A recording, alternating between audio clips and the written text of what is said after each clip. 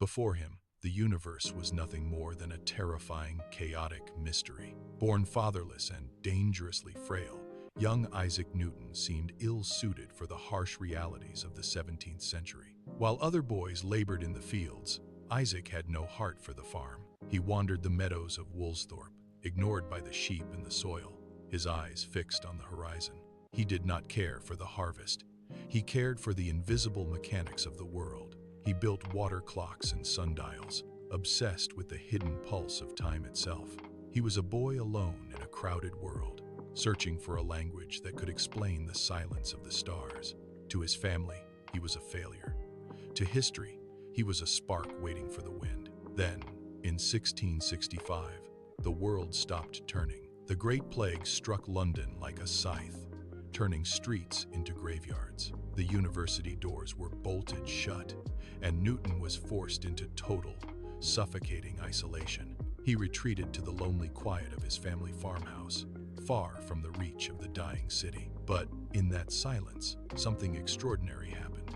His mind caught fire. Free from the distractions of scholars and the noise of the market, he turned his gaze inward. He spent his days in a darkened room, a hermit of the intellect.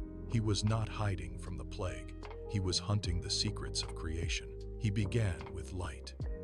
He caught a single, sharp sunbeam in a glass prism and watched as it shattered. He proved that white light was not pure, but held every color in existence within its heart. It was a revelation that changed the way we see the very fabric of reality. But he did not stop at the visible. When the mathematics of his time failed to describe the curves of the world, he did not give up. Instead, he invented a new language, calculus. It was a tool to measure the changing world, a bridge between the finite and the infinite. Then came the moment that would define his legacy. Legend says he watched an apple fall in his garden, while others saw a simple fruit. Newton saw a cosmic thread. He asked a question that changed everything.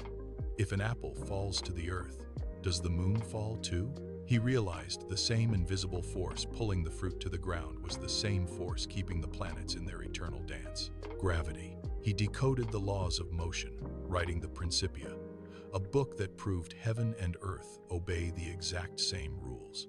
He had taken the crown from the gods and given it to mathematics. It was a tool to measure the changing world, a bridge between the finite and the infinite. He realized the same invisible force pulling the fruit to the ground was the same force keeping the planets in their eternal dance. Newton was a genius trapped between rigid logic and divine mystery. For every hour he spent on physics, he spent 2 in secret.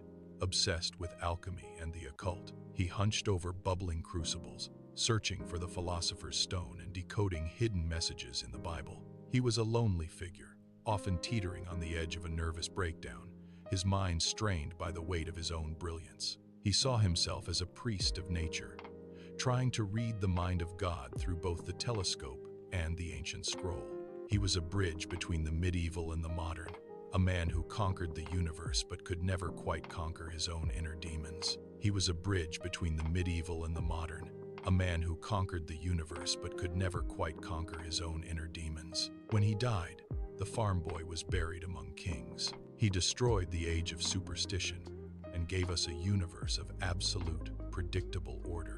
Today, his equations fuel our rockets and guide our satellites across the cold dark of space. We live in the world that Isaac Newton built. Thank you for watching the video.